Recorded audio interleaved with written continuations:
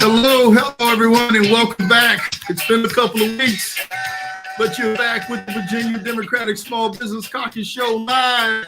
And we're happy to have you back on July the 19th. We've been out of pocket here for about 3 weeks, spent a little time in Ghana, a little small business over there, and also a little bit of vacation. Hey, it is summertime. How y'all enjoying that heat? Oh, it's warm. It's warm. But we got business to take care of. We've got the same old things we're still fighting. And I'm happy to see that you're back. And I just want to welcome you. As we do, we always start with a little bit of Bob Marley. Could you be loved? For all you small business owners, soon to be small business owners, supporters of Democratic small business owners, everyone that's out there, I just want to welcome you back and let you know there's a lot of things that are important, that we still need to take care of. I'm going to point down a little bit, let you see the voting rights shirt. I keep wearing it, and here I am. Bob's off, but man, we're back again. I am so happy to see you. We're not a polished, clean, shiny show. We just work from my den in my library, and I talk to people about small business opportunities, but more importantly, until we get it resolved, get voting rights back on the books for all Americans, because the impact is huge. It is fundamental to our democracy. So I'm going to start off talking about a little bit of that. But before I do, I just want to say, hey, it's good to see you. Glad to have you back. Also trying to get my technology straight as I look around my room here and say, uh-oh, there's something I'm missing. Let me get it back here. I want to make sure we got a great guest who's been with us before. Fantastic gentleman, and he's got a lot of great stuff that he's been doing. We want to make sure we are able to bring him on at the appropriate time. Give it about another 15 minutes or so. As soon as I go through this spiel, the most important spiel there is, voting rights, the things that keeps our democracy running, the things that keeps our families safe, the thing that keeps us talking to each other and making sure we're resolving serious concerns for small business, for people's lives, and for voting here in this country. In this young democracy we have, a little older than 200 and some years. But you know what? We've been getting some things done in that time. But I want to ask you first, COVID has not gone away. You still see people running around in certain places and businesses. They're still required to wear masks. But even when I traveled, when I was traveling to Ghana on the plane, some people had on masks, some people didn't. Some of the stewards had, matter of fact, some of them wore masks, some of them didn't. But I think that is probably an attribute and a positive attribution to give to everyone who worked together to make sure that we put a handle on those things here in the United States, particularly with the Biden administration and how they were able to get everyone tested, how they were able to make sure that they work with everyone. And there was a whole lot of fracas going on about that. I don't care what side of the fence you were on. Didn't really matter. Some people felt one way, some people felt the other, but we worked it out. We worked it out. We got at least a third of the 2/3 of the population, or at least more than 2/3, if I'm remembering my statistics. People who wanted to get vaccinated got vaccinated. People who needed to get boosters got boosters. People who didn't want to get vaccinated, they didn't. And more importantly, with the American Rescue Plan, the Democrats did what they need to do to help get small business and large business back on its feet. Whether or not you were a small business, whether or not you were an individual, the Democratic Party worked with the American public. They worked with you, whether or not you had a D by your name or an R by your name. We knew that it takes bringing everyone together to make this country work. And that's the most important thing. Giving everybody what they need, making sure everybody's healthy, making sure people are surviving so they can go out there and do what they need to do for their families, run their businesses, and basically just run this government on a local, a state, and a federal level. We got it done. A lot of people thought we couldn't. We did. I'm still thinking about that miracle in Philly. This guy got that highway back open in record time. People said that highway was going to be closed for months. Man, we can get some stuff to get done when we work together. So just remember that. Working together pays, giving everyone an opportunity page. It doesn't matter where you're from, who you love, you know, what gender you are, what race you are. We're all Americans. We're trying to get things done so everybody can live a good life here and abroad and help other countries to succeed too, because it takes allies. So I'm just happy to be back. I don't know whether or not you guys can tell my voice is a little hoarse, but I'm just happy. I'm happy to be here. I'm happy to see that I can get back and talk about these things, because one of the things that still has not been resolved, and I'm still going to stay on it until it gets resolved. You folks know what it is. It's voting rights. Voting rights has got to happen. We got to get that. It's the foundation of our democracy. We don't get that right, we're in big trouble. You know, there's a lot of things going on. And you know, I don't want to be like the big channels. I'm looking at my various different screens here because I'm trying to find my mouse. Okay, I found my mouse. I'm trying to figure out where it is. Anyways, here it is. And just talk about the issues of the day. But my one issue of the day is the issue of every day, and the issue until it gets resolved is voting rights for all Americans, the unobstructed access to the voting ballot with nothing getting in your way. So that's one of the things that I want to make sure that we do. I'm definitely a big supporter of what? Voting rights. But before we talk about voting rights, let's talk about some of the stuff that's going on just around the country that we're trying to get resolved. It was just kind of, you know, I said I wasn't going to do this. So I'm going to stand down for a second on this, because I believe in talking about voting rights and talking about small business. It kind of, voting rights covers everything. You can name your issue. It doesn't really matter what it is. You know, it can be small business issues, access to capital. It could be police reform.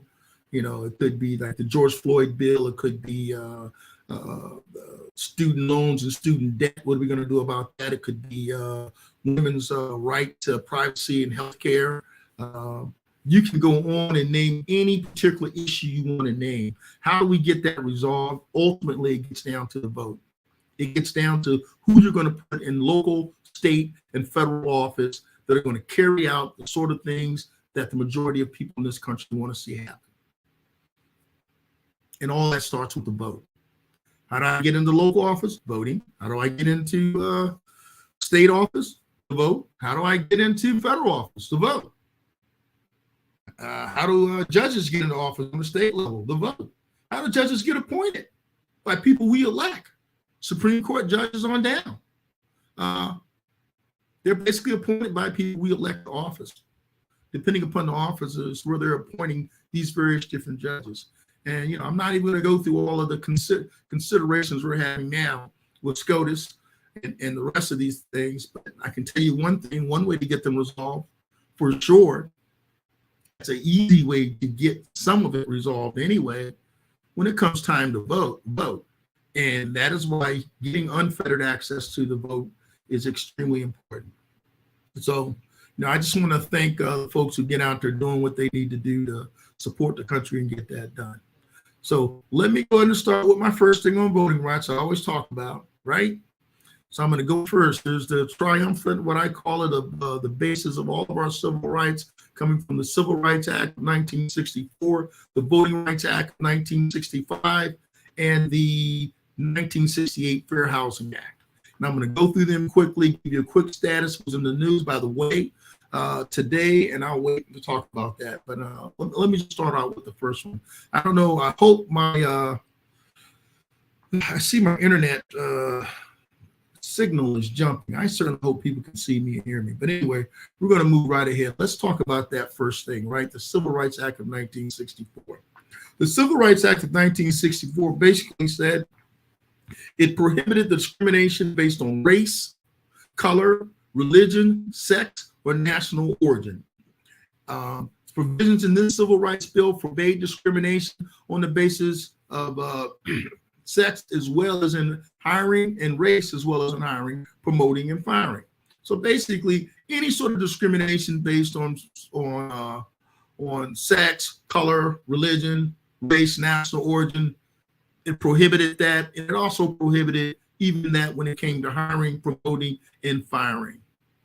So you're kind of figuring, well, hey, I guess the 14th Amendment did this. Well, apparently the 14th Amendment wasn't good enough because we needed to pass this bill in 1964. I won't get into all the reasons why we needed to pass it in 1964, but I will tell you this.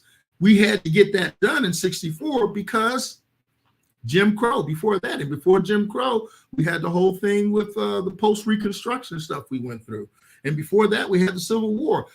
Couldn't get it right. And before that, you had slavery. Listen, we finally have gotten ourselves to a point where we said, hold on, if you're born in this country, I don't care what race you are, I don't care what religion you are, I don't care what gender you are, you all have these basic civil rights. Boom, in the story. And you still have people who will not agree with that. They want you to do what they say. They don't want to give you those rights that you have earned as an American. Americans have fought for in many battles here in this country and overseas to affirm the right that you can live a life free and take care of your family and have a pursuit of happiness and a pursuit of freedom, a pursuit of whatever it is that you want to do, as long as you're not hurting anyone else or doing things that are illegal. So the Civil Rights Act was that first leg on that three-leg stool. The second one is 1965, and this is really a big deal. And by the way, folks, I'm gonna let you know they're trying to come after your civil rights. They're trying to basically say next, if you keep listening, that if you were born in this country, somehow they're saying, well, maybe you don't deserve civil rights. Maybe even if you were born here, you shouldn't have those rights. They're already talking about that. Stay tuned. Make sure you're paying attention. Make sure you're voting. Okay, let's go to 1965. Let me tell you about 1965, right? And that is the Voting Rights Act of 1965. We'll talk about this because it was a huge thing when it happened in the 60s, and President Lyndon B. Johnson signed it into law and basically outlawed discriminatory voting practices that had been adopted in many southern states and also in some states that weren't in the South. Things like literacy tests or as a prerequisite to voting, or basically anything that had any sort of way to suppress the votes, from outright killing people to burning their houses, to making them count jelly beans, guess how many jelly beans are in a jar, to making them quote the Constitution, to what do they do nowadays? Well, they move all the voting centers away from you where they're not near you. So you have to travel an unreasonable amount of time and distance in order to vote. Or they shorten the number of days that you can actually do early voting, or they get rid of mail-in voting. There's so many different ways to suppress the vote. It only has to do with how creative you actually want to be with reference to the law. That's why that law, we had laws with this in the 1965 Voting Rights Act that had something that prevented people from doing that. We're going to talk about that, okay? And the last one I'm going to talk about real quick is the Fair Housing Act of 1968. And the Fair Housing Act of 1968, basically same thing, no discrimination for people who were trying to sell, rent, finance housing, nothing. You couldn't do it based on their race, their religion, national origin, handicap, or the type of family status, whether you were single or whether or not your family was an LGBTQ family now or whatever. People would just do all kind of discriminatory practices if they didn't like any particular thing about you.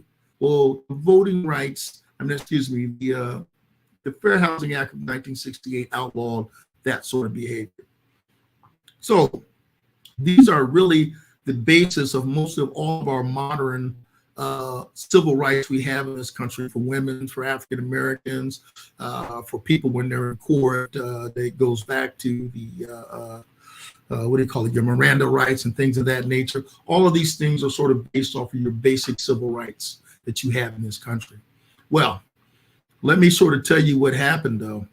We had some problems with this, right? So in 1960 and in 2013, Supreme Court saw fit to removed the Voting Rights Act. And I'll tell you a little bit about that. The John Lewis Voting Rights Act is H.R. 4, happened in the 116th contract.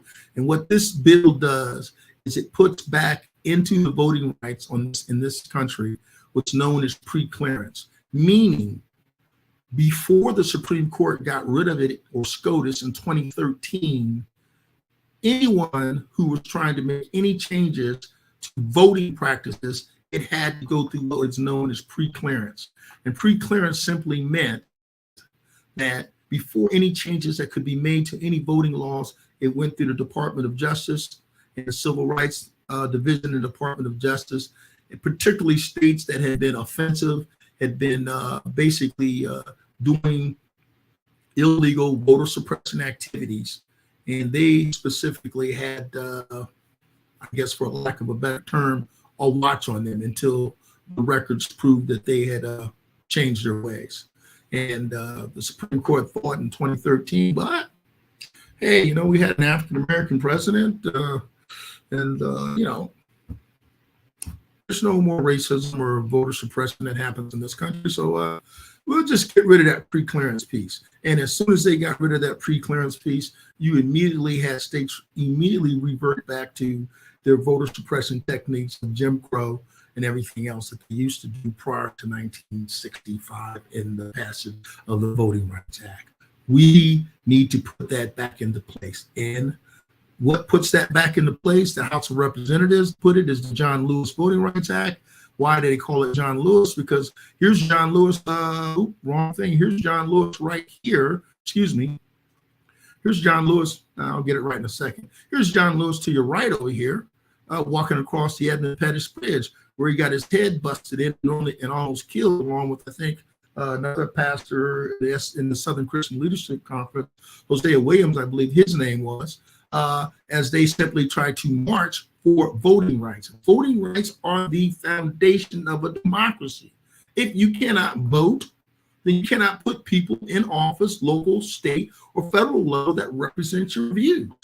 That is the reason why our opposition to democratic rights in this country, mostly coming from the Republicans, be very specific about it, don't want to see that happen, because people are voting. And when they do vote, they're making a decision which is contrary to what it is that they would like to see done. But you know what? This is our country. This is our Constitution. This is the reason why you have to have these rights. All right. Okay. So you got H.R. 4. Then, of course, there was H.R. 1 and the For the People Act, which basically did the same sort of thing, that even expanded voting rights even more so. I'm not going to go through all the different pieces that are in this bill in 2021, but the For the People Act just basically expanded voting rights even more so. It made it very easy for Americans to vote, moving all these sort of things out of their way. Passed in the House, but did not pass in the Senate. So in order for us to get these two bills and other laws passed, we need to make sure we elect enough of Democratic senators, or senators who aren't Democratic, but senators that are allies, that are going to recognize the fact that all Americans, regardless of their stripe, whether they're Republican, a Democrat, or an independent, they have a right to cast their vote for what they believe in. And states do not have the right to make it more difficult for them to vote. Stop. Full stop. No more. That is it. That is what should be happening. That is what was happening until the Supreme Court, or SCOTUS, changed the law precedent after more than 50 years. But here we are now, going back through this whole thing again, that our parents and our elders and our ancestors went through to get us to a certain point. Let me trust and believe that there's people out there who do not have your best interests at heart. I think they just want to see people not be able to be all they can be, because when we have fair opportunities for everyone, this is when the country does well. This is when business does well. Everything does well when people have those opportunities. So what can you do? What is the call to action? The call to action is, guess what?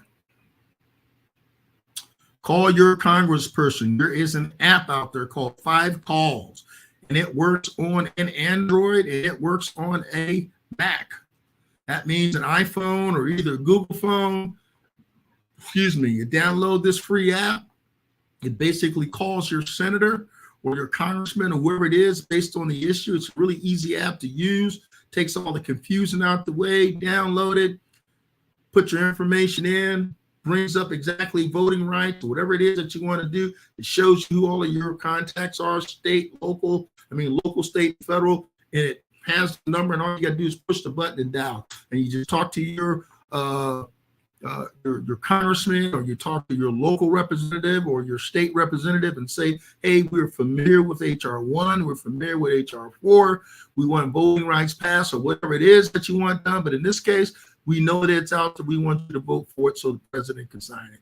We need to make sure that President Biden can put his signature on that legislation and put protection of our voting rights back into place. It's that simple. There's your call to action. And like I said, it's available on Google. You can get it there. There's the link. You want to go to it. You can also get it on your iPhone. There it is. There's the link right there. Basically, I'm just showing you pictures, but listen, it's easy to do. It's called 5 Calls app. Let's get it. 5 Calls. 5, the number 5, and CALLS. That's all you have to do. Go to your Google Store, Play Store, whatever it's called, or go to your iPhone App Store and just put in 5 Calls. It comes up. Click it, download it. Boom, you're ready to go. Simple as that. Make your call. That's all you got to do. Okay, I've been at that for a long time. But you know what, folks? Now it's time to talk about something different. Rather than just hear me run my mouth, I want to tell you a little bit about our guest. Fantastic gentleman. We want to bring him on, but first I want to make sure I don't screw up. I often forget to put the picture up because I got 3 screens around here and I can see the picture up, but I forget that you can't see the picture up. So I'm doing it now. There it is, right? Let's tell you, our guest today is Darold Hamlin. He's a founding partner of the Emerging Technology Consortium. It's a nonprofit. It's a 501c organization. It's basically a group of companies and individuals dedicated to ensuring the benefits of technology, ownership, and new economy jobs, making sure they reach all communities. And before actually starting the ETC, as we call the Emerging Technology Consortium, before he was Chief Operating Officer there, he was also a Chief Information Officer, excuse me, let me get this correct. He was Chief Operating Officer for Logistics Systems, Inc. And he was also a CIO for the city in Philadelphia, and also for the Metropolitan Area Rapid Transit Authority in Atlanta. He was also CIO for them. Fantastic, talented gentleman. He's a retired veteran, retired military officer and a veteran who served as the Chief Technical Officer for the United States Army Reserves, and a professor of military science and departmental chair at the Fordham University in New York City. This gentleman's been getting it done, and he's been out there actually applying that expertise that he's had for a while. He's a Norfolk State University graduate. Woo! HBCUs, historically Black colleges and universities. He's also a graduate from Embry Riddle, Aeronautical University, and Fordham University. He's a certified school business official in the states of New York and New Jersey and Connecticut. A little more about the Emerging Technology Consortium accomplishments to date. Here's what they include at ETC. Publishing technology incubator study for the District of Columbia and doing economic partnership with them. They also sponsored an Emerging Technology Opportunity Development Act for the District of Columbia government. Also, they created the HBCU, which is historically Black colleges and university plan for the Toyota North America contingent. And also there's the He was a first round awardee for the Minority Business Development Agency. Also, he won a broad agency announcement for entrepreneurship and innovation for the HBCU path to sustainability. ETC has been getting a lot of things done. We really do appreciate the work they've done, but that's not it. They've also partnered with the Thurgood Marshall College Fund to establish the HBCU NDAA Advisory Board. You're saying, what is the NDAA Advisory Board? That's the National Defense Authorization Act, which gets signed every year and is responsible for at least 50% of the American annual budget of almost $2 trillion. We're not talking small potatoes, folks. This is significant. And last but not least, he was an advisor to the Congressional Black Caucus and HBCU caucus for the defense issues, which would include the NDAA, of which I just mentioned. And he increased the historically Black college and university and minority serving institutions appropriation. He pushed it up from $20 million a year to $130 million a year. So folks, we've got somebody here who's been getting it done and been getting it done in a major way. So I just want people to understand this guest that we've had on before is very important to small business. And I'm sitting here trying to get my technology right because I want to bring him on the right way. I want to make sure that people get a chance to meet this gentleman. But folks, without further ado, I want to bring to you retired veteran and CEO and just all-around good guy, Darold Hamlin. Folks, here he is. Darold, how are you doing? Hey, Mark, always a pleasure. It's so great to join you on the show here. So we're just excited. Soak it in, man. Got to give you a little bit of something. You're a little darker, man. You're not in the witness protection program, are you? No, I'm not in the witness protection program. Just another happy American today. So looking forward, and I always look forward to our discussions. You know that we normally cannot stop talking after 10 minutes. We average 30 to 45. So today will be a break because we know that we've only got a certain amount of time on the show today. But a lot of good things to cover. Well, a lot of good things, Darold. I don't know whether or not you can, but listen, we're a show that kind of gets things done as we need to get things done. But you really are a shadow, man. I want people to be able to recognize you, man. I'm not sure you're going to be able to see you. Can you get any more light over you or in front of you? Yeah, I noticed that. It looks a little dark. Let me see if I can put a little light on the situation. Well, I'm going to go ahead and take you out the stream and let you work with it for a quick second. Meanwhile, I'll run my mouth. Folks, we're just going to have Darold Hamlin, the Chief Executive Officer for the Emerging Technology Consortium. He's doing his thing, getting the light a little bit better so we could see him. We want people to recognize him on the street and ask him questions. He's sitting back down here, so I'm going to bring him back into the stream. Whoa, that's a lot better. There you go. Let's go do it, brother. There we go. How you doing, Darold? Hey, man, I'm doing great. Great day. I'm up in fact, I'm in Syracuse, New York, and we had almost perfect weather day today. Got to about 78 degrees. We didn't have any smoke from the Canadian fire, so it became a wonderful day. That's good. Usually people say 78 is kind of hot, but when we've been having 100-degree weather, 78 is cool. Exactly. No, so it was pleasant up here today, and so this caps my day having an opportunity to talk to you about all the wonderful work that you've been doing and the work that we need to continue to do to make sure this democracy, in fact, benefits all of us. And we certainly, I think we want to make sure that we now start talking about creating wealth and opportunity as opposed to just surviving. So let's get it done. That's true.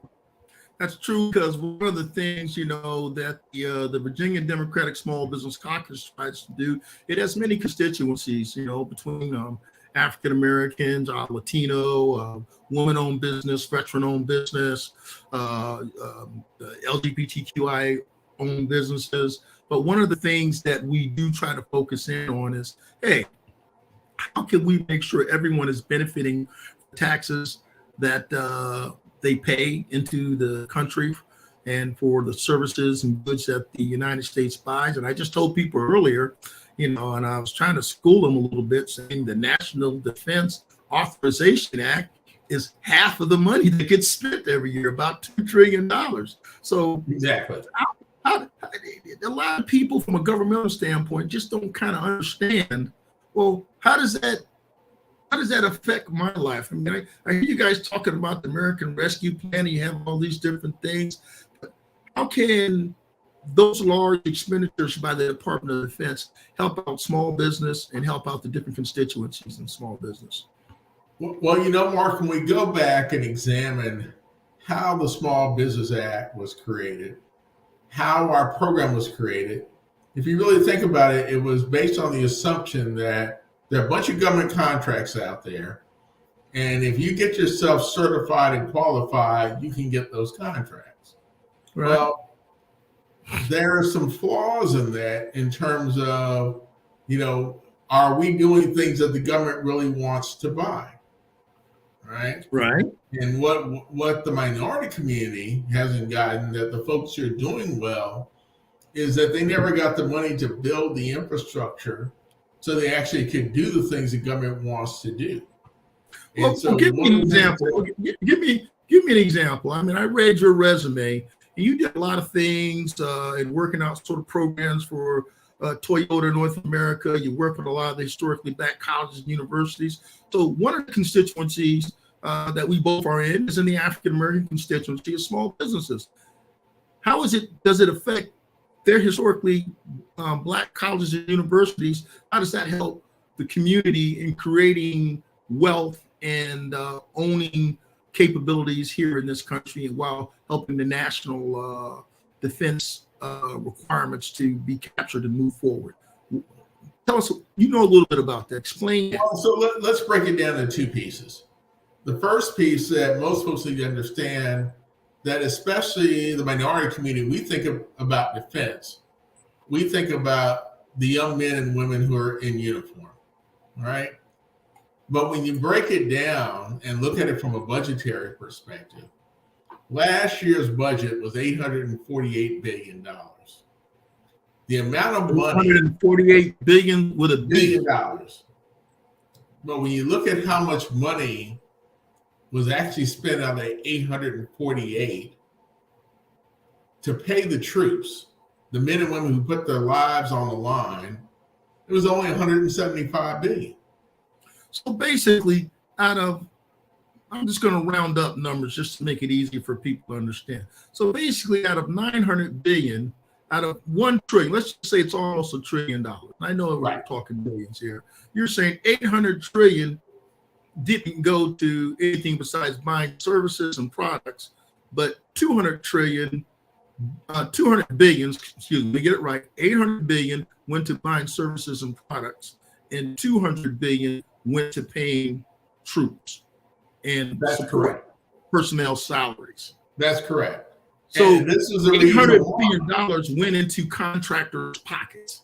Exactly. Right. And this is the reason why. When the American fighting man and woman who wants to go to war, we're probably the only army in the world that want to make sure that everything you had at home, you have when you go to war. So you want fresh food, you want water, you want internet connectivity, you want mail, you want all those things. And so when you really look at the defense budget, right, it's really an extraction of America. Everything that we do in the private sector, right, that we have an expectation of American life, we actually provide to our soldiers. And I tell folks, the best example is if you go out on the Anacostia River and look at the marinas adjacent to the Marine Barracks, right, Fort Myers, and Boeing Air Force Base, you'll see marinas. Well, guess whose boats are in those marinas? Military people. And so there's a contract to operate the marina for our soldiers so they can go up and down the Anacostia River between the times they go out and get deployed. And so when you understand that, right, then you start understanding what I say, the military defense industrial complex. What does that mean? That means that everything that the military wants is created by the private sector to support the troops. And if we started looking at that and started requesting our fair share of the contract, specifically now, when we start talking about research and development. And so we have to understand this about the R&D component of the defense industrial base. Only the department and the federal government can spend money to develop a capability that may or may not work. Yet they spend the money anyway because they don't know whether it will work unless they do research on it. Well, that's with any engineering. I said that's with any engineering project. You don't know what you don't know. That's the reason why you're doing research to try to figure it out. Right. Except for there are only a small number of companies and a small number of universities that are in that play. And they are getting the lion's share of the money. So, in fact, Congress did a report and said, and I talk about the university because that's where my specialty.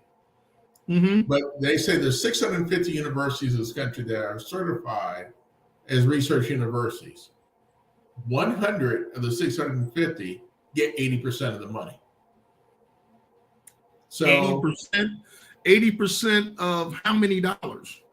So roughly approximately $250 billion that's spent a year.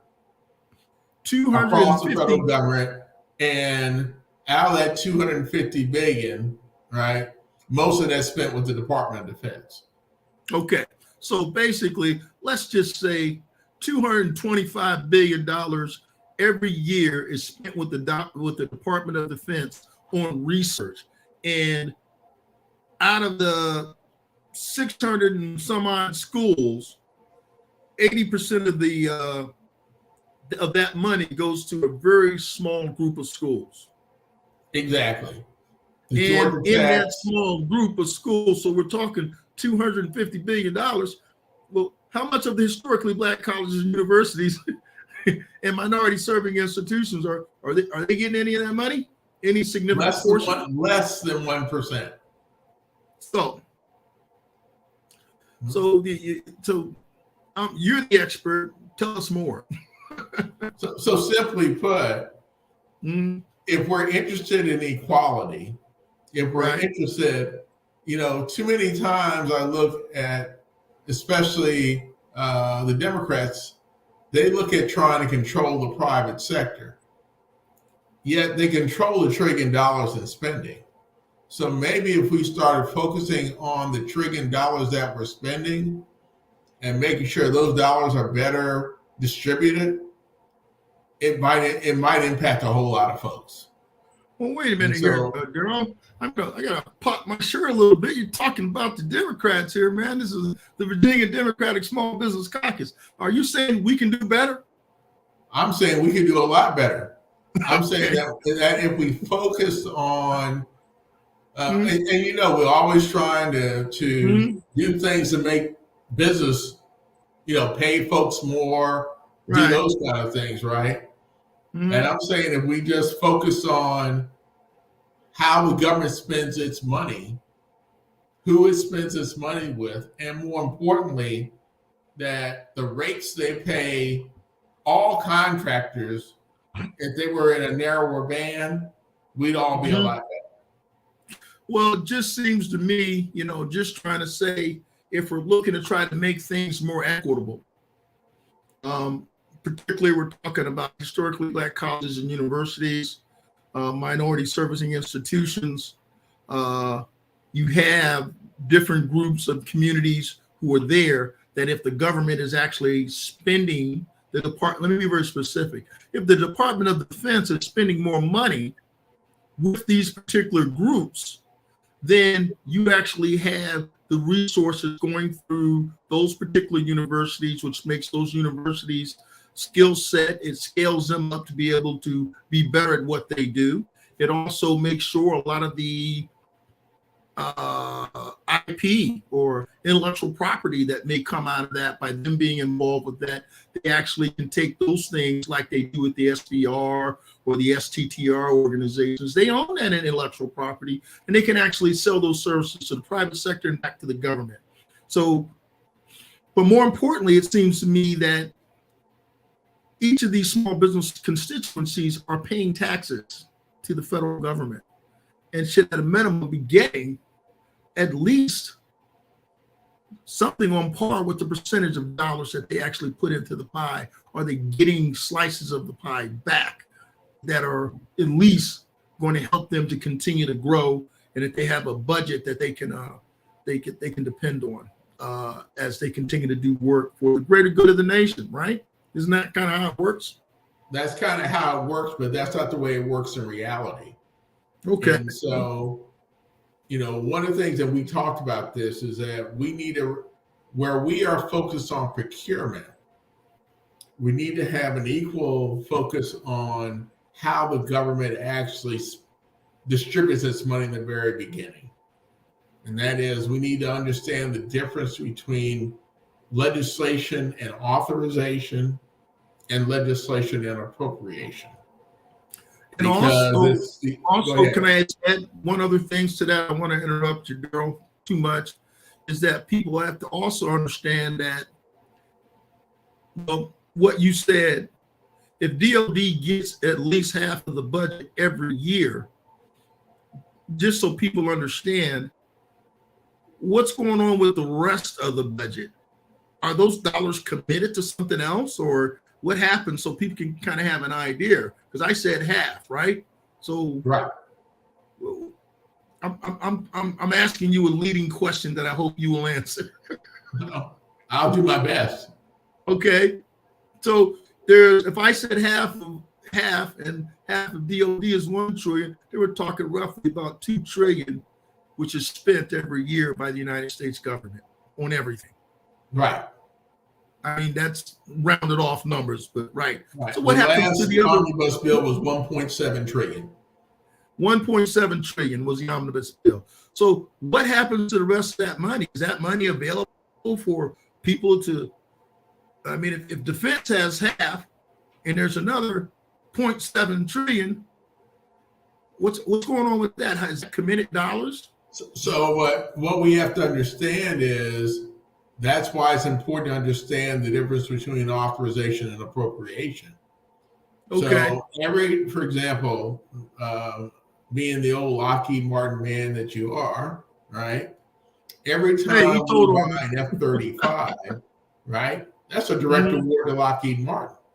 So they go from 20 to 25 planes, right? That's 25 planes that only one vendor contractor can produce. Yeah, there's only one person building those F-35, so there's only one company. Right. Yeah. And I said, how one of the ways we could really solve the small business program, minorities, if we actually had subcontractors on each one of the major end items produced by the Department of Defense, we'd have a whole lot of large minority-owned companies. Okay. So what do these small companies need to do organizationally so they understand some of the things you talked about in the budget with the authorization and appropriations? Just generally speaking, what do you think small business needs to do to make sure their various different constituencies would be able to make sure that they benefit from the taxes that they pay to the government? So first of all, we need to have an informed ask, right? And what I mean by informed ask is that I can't, in many cases, you can't bid on a lot of the real work that's being done. So you can't bid and be a subcontractor on the F-35. Because in order to be a subcontractor on the F-35, right, you've got to have a part that goes on the F-35. Well, if you weren't involved in the research and the design and engineering of that part, right, you're not qualified. Right? Now, the fact that the federal government gave them the money to design the F-35, somehow the companies who are already inside tend to forget that, but they want you, right, to come and bring a part. They say, oh yeah, Right. we'll certainly issue a subcontract. What part or service can you provide me? Well, The fact I that was I've worked with that plane for 10 years, helped design and create and all that is immaterial to our subcontracting program. Oh, that well, the I can government tell pays you, for, by the way. I can tell you for sure, no parts of Lockheed Martin, Raytheon, any of these other large defense contractors are out there researching and building parts for something that the government does not intend to buy, because they're just wasting their money. Okay, so let's talk a little bit about that. Yeah. So that's the way the system has evolved, right? Mm-hmm. And as you know, when 60 Minutes did that expose about 6 weeks ago, and they basically said that the defense contractors, right, are basically almost extorting the government. No one ever said anything. Everyone just kind of went back to work the next day, right? There is an opportunity that if we had the informed ask, right? Mm-hmm. If we just made sure that the Department of Defense just did subcontracting the way it says in the FAR, right? And we actually made them report to Congress not the percentage, but how many dollars did you spend with minority companies, and break them down. How many, they should. And by the way, what many folks don't realize is that they put a addition in the NDAA 2 years ago that would make an allowable cost if you spent money helping to develop a minority contractor, or spend money to help develop minority students to get the skills they need. Hold on. Let me stop you for a second. I always try to get people to be specific in their language. And then nothing makes me more irritable when I hear people say minority. I'm like, that means different things to different people. So why don't we be clear? Okay. When we say the term minority, we can say it means a conglomerations of African American, Hispanic. It could be veterans. It could be women. They call all of those groups minority groups. Am I not correct? You are exactly correct. The SBA looks at them as all minorities. So if you're an African American and you say, well, and you're speaking very specific, and I'm just going to give you, for example, reparations. You mean reparations means, yes, this is for all that 250, 300 years of free labor that we want money back that you owe us. That's a very clear statement as to what that is. So the analogy that I'm making with you, when you talk about minorities and we talk about small businesses, it doesn't do us any justice if we don't speak very specifically as to what we mean when we say that and what specific programs or groups we're talking about. Not so much that you want to indicate them by race or gender, but by equity going to each particular group. So they just don't get I think that's a bunch of political speak. And nobody really knows what that means, okay? But go ahead. But again, what I'm saying, that's why the language matters, right? The language matters a whole lot. We should be using the term minority to our advantage, right? And how do we do that? We simply put targets by category in the legislation. So there is a target for African Americans. There is a target for Hispanics, right? And when you write the appropriations language, right, like we're trying to do with the HBCUs and minority serving institutions, you actually put global or financial targets inside of it that says, okay, we're going to spend $500 million, $250 million goes to HBCU, $150 million goes to Hispanic serving institutions. Well, the same way they say, 835 billion is going to Lockheed Martin to build this. They specifically tell them this is the contractor, or so and so hundreds of billions of dollars are going to Amazon Web Services to do X. It is very clear in the language as to what they need, what they're going to do. But if you're going to have some sort of equity that helps these, particularly the African American constituency, when we talk about minority institutions, and you don't get into this constant conversation, you've got to be specific in the language. And I like to say that to people because I know you're going to tell me something different. We have this conversation a lot. But when we talk about the Alaska Native corporations, there's specific legislations for ANC in the Federal Acquisition Register that allows them to have up to $20 million no-compete contracts, to have alpha contracting, to have endless numbers of 8A corporations. I don't get into explaining to what those are, but that is a law. That is something that is in the FAR. That sort of specific language per group needs to be in there, or we need to be doing those sort of things when it comes to talking about institutions like HBCUs or minority serving institutions or other ones where when you talk research, right? Exactly. But Mark, again, research happen in these institutions. But as we sit here in 2023, right, and we talk about our congressional representation, right? How long has the Native American provision been in the FAR?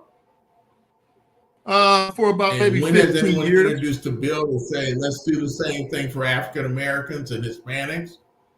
Right? Ted I mean, Stevens we're talking sponsored that bill. on equity. Huh? Well, yeah. I think you froze a little bit. I don't know whether you can hear me, but your image froze. But those are good examples of programs. For example, the Indian Health Service, right? Same thing, right? We have examples of current, specifically targeted minority programs that we should be replicating for the African American community, right? Because it's already in law today. Well, you can have those sorts of things done for specific communities within small business, with African Americans being one, with historically Black colleges and universities, with Latino. But you need the language to be specific enough and the dollars to be pointed to these institutions to say that you need to have language that says this is not an option. This is what we want, or how we would like our tax dollars to be spent. Because one, we need this STEM capability, or we need this technical capability in artificial intelligence, or hypersonic missiles, or whatever it might be, right? And we want these institutions that have engineering schools and computer science schools and cybersecurity programs to actually be the ones that do the research and deliver in this area for a product that is needed by the federal government, and also capability that is needed as far as personnel coming out with those skill sets. But you can't get something if you don't put anything in. They've got to say, hey, we're not coming with our hat in our hands. We're saying these are our tax dollars. We're simply asking or telling our elected representatives, you need to make sure you're passing laws that invest in these institutions and these groups. What do you think? Exactly. And so what it really says, Mark, is, and too often we get very excited when our candidate wins. Right. But I then ask everyone the question, so what's the agenda? What is it that you want them to accomplish after you walk away from the victory party? Right. What is that? In many cases, the same thing to me, and I've said this to you. Right. We're in the same place halfway through the Biden administration we are in the Obama administration, right? What significant piece of legislation with appropriations has been passed? And in both cases, you had complete control of the executive and the legislative branch, right? But where's the agenda? Let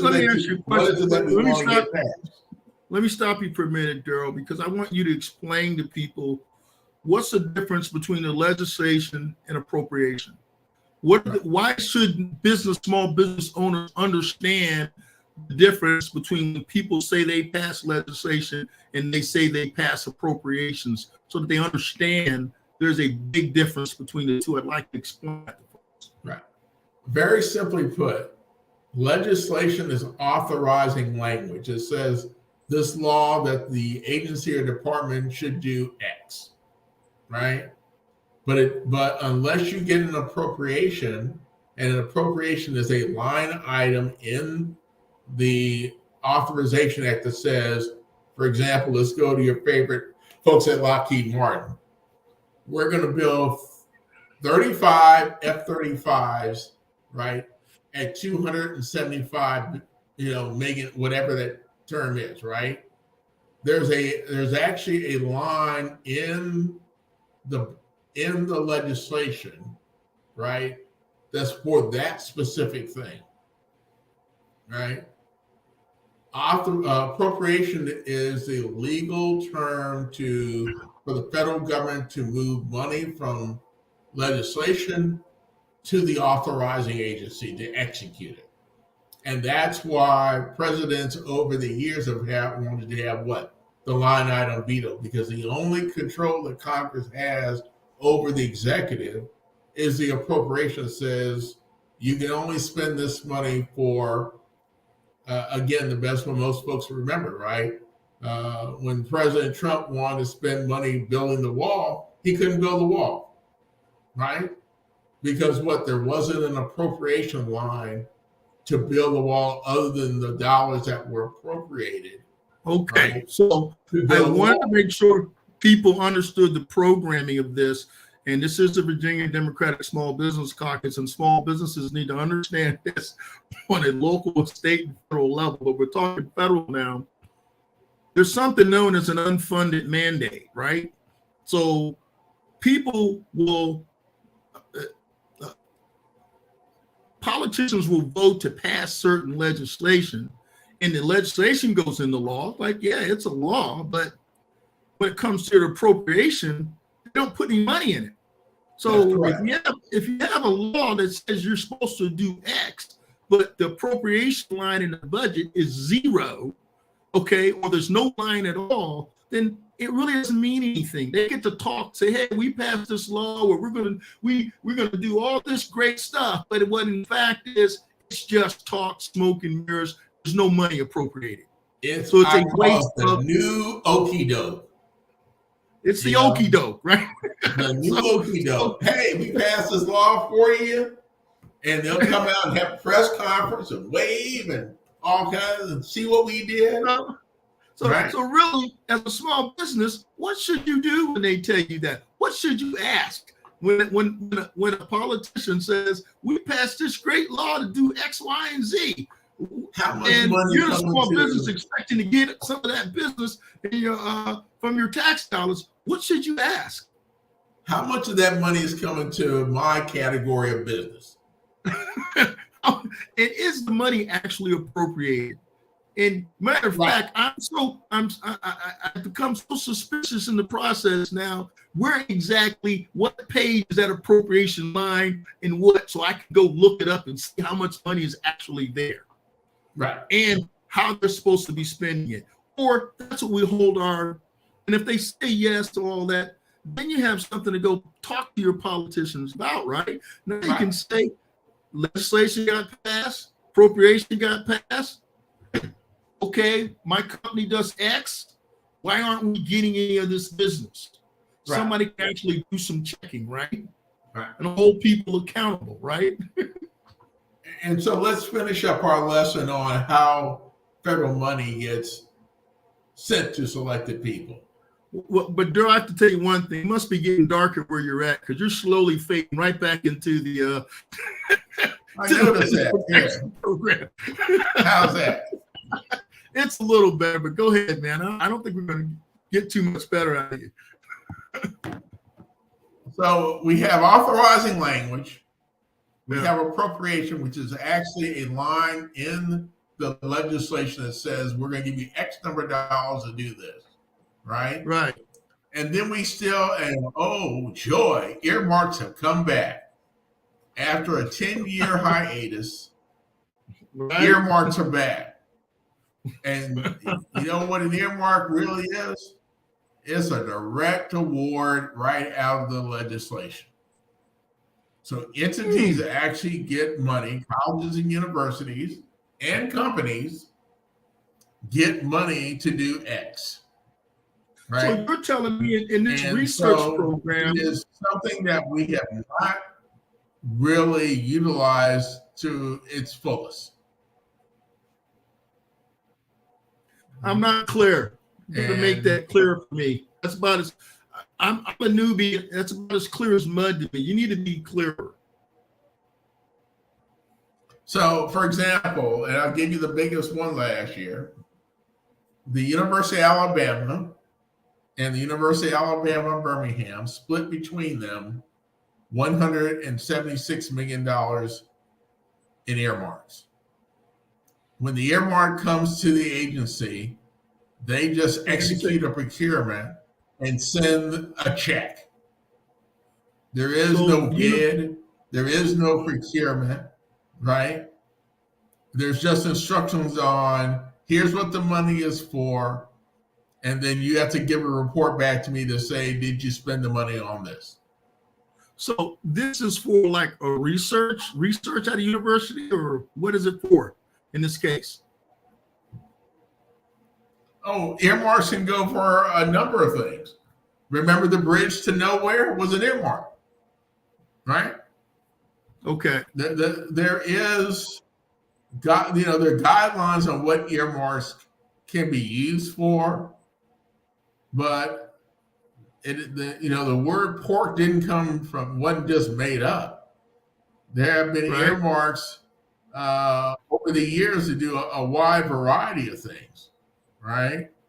And certainly now we go into advanced Capitol Hill, right? Because as you gain seniority, the more power you have over earmarks and the larger the earmarks that you control. Well, I want to kind of focus this back in the areas when we're talking about HBCUs and minority serving institutions and different groups.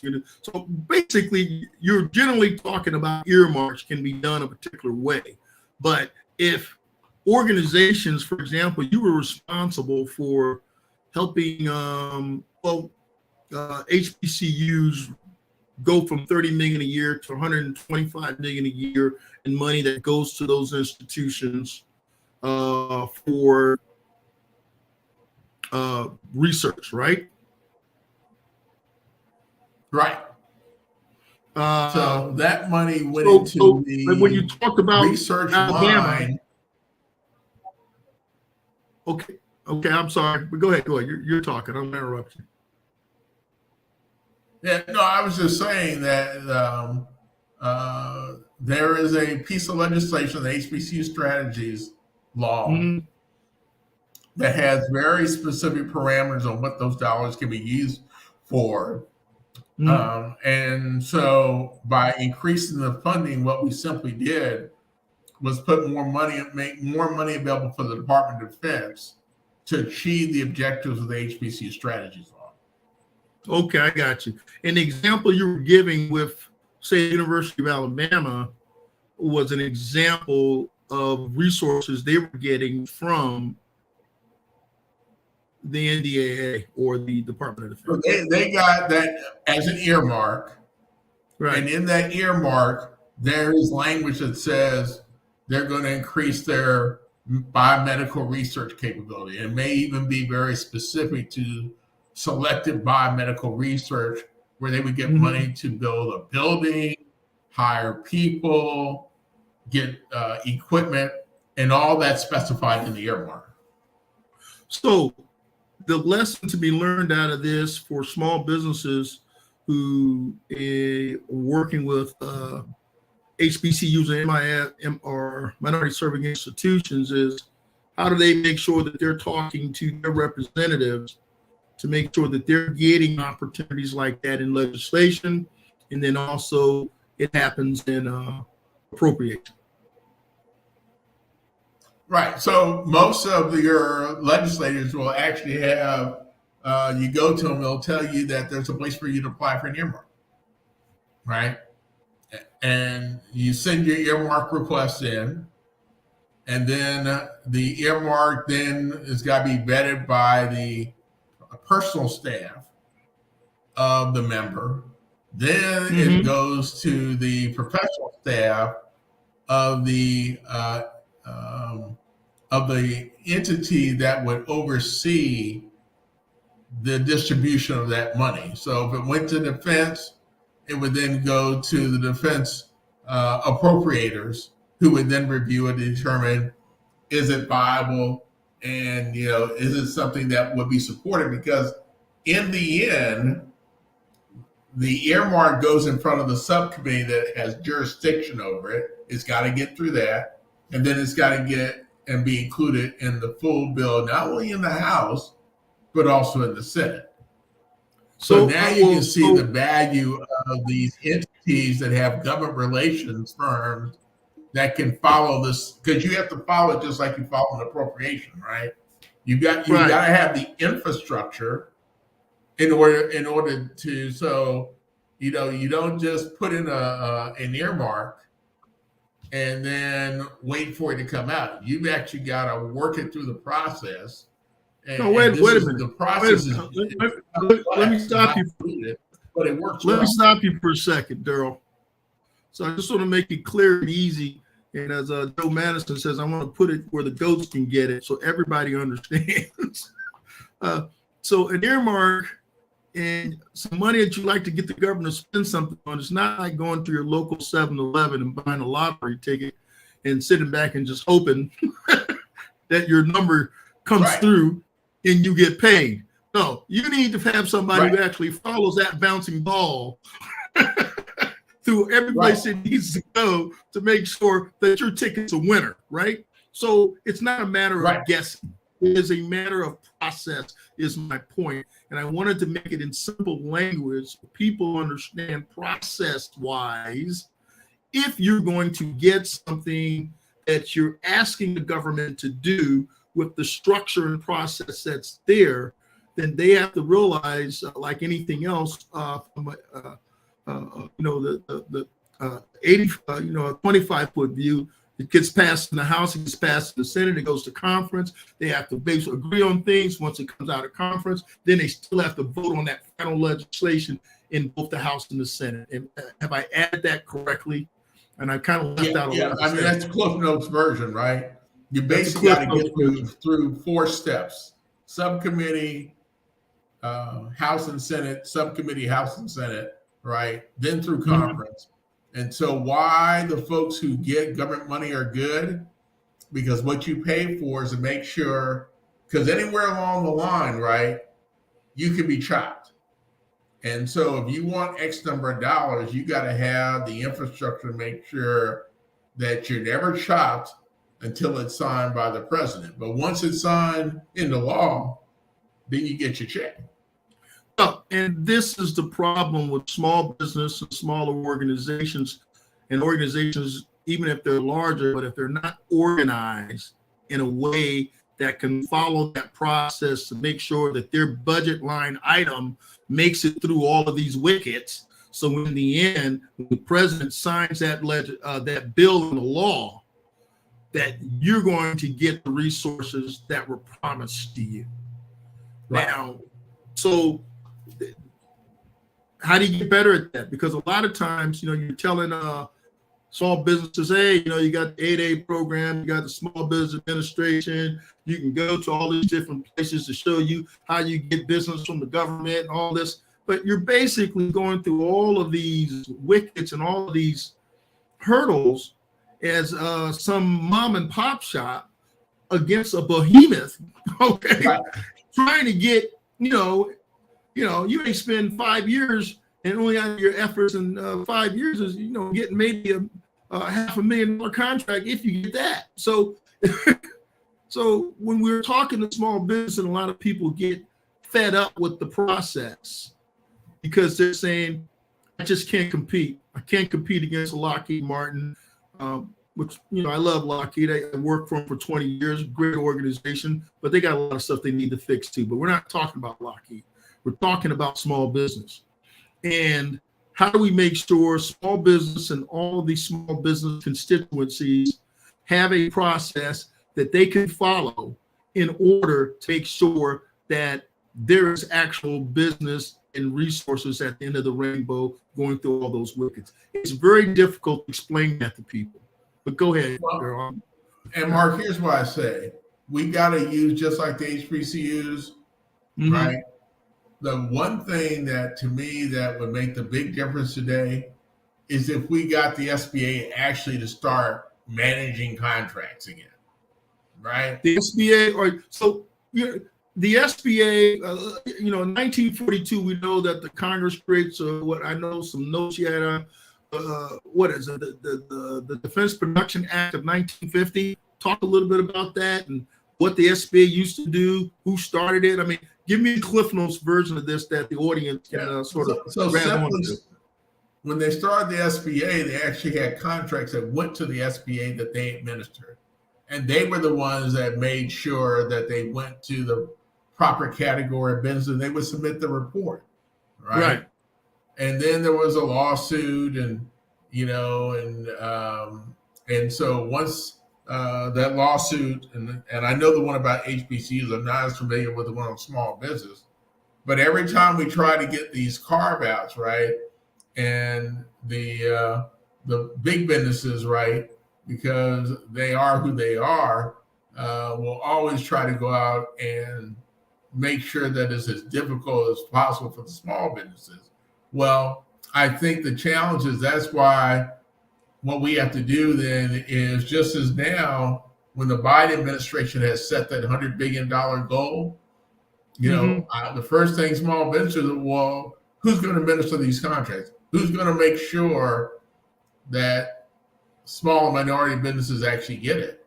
And for whatever reason, we've never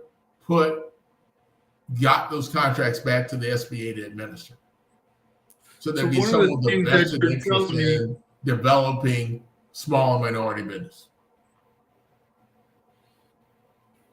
Well, I guess if they got you busy worrying about if you're an African American, burdensome college loans, if you're worried about not getting, if you're worried about driving while black, not getting shot, along with the other regular worries of life that everyone else has, you can see how this can get kind of complicated, right?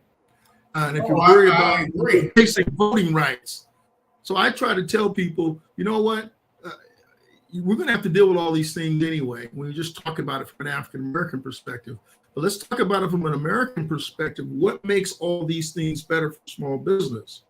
And I think having knowledge of the process and building a process so the resources that are the tax dollars that people pay into the federal government actually have a way of equitably coming out to these various different communities so that they can change what's going on economically in their lives. I don't know. What do you feel about that? I think we've got to start looking, we've got to understand the process. And that is, we don't hold our elected officials, nor do we hold folks when they get appointed to high positions, right, to do anything for the community. Right. And I'll say, is now we have a black Secretary of Defense, Chairman of the Joint Chiefs of Staff. What are they doing different with minority businesses that wasn't done before them? Good question. Right. And for that question, Darold, I think we've had another great conversation. And I think that's a good place to leave it off and start the next time. But Mark, it's always a pleasure. We're going to get this thing done. I think we've got to look at it through a different lens. Yeah. And that we've got to start asking different questions and making sure that all of us have something to do to contribute to moving our business and communities forward. Well, Darold, as always, man, it's been a pleasure speaking with you. I just want to thank you for being on the Virginia Democratic Small Business Talking Show. We love having you, man. We clap you in and we clap you out. Brother, always a pleasure. Love hearing from you, man. You have a way of making it, putting it right there where people can understand it, okay? Hey, we'll continue to work that. Appreciate you being here. And I'll see you next time on the Virginia Democratic Small Business Caucus Show live. And thank you, Darold Hamlin with the Emerging Technology Consortium. Keep doing what you do. See you later, brother. All right, brother.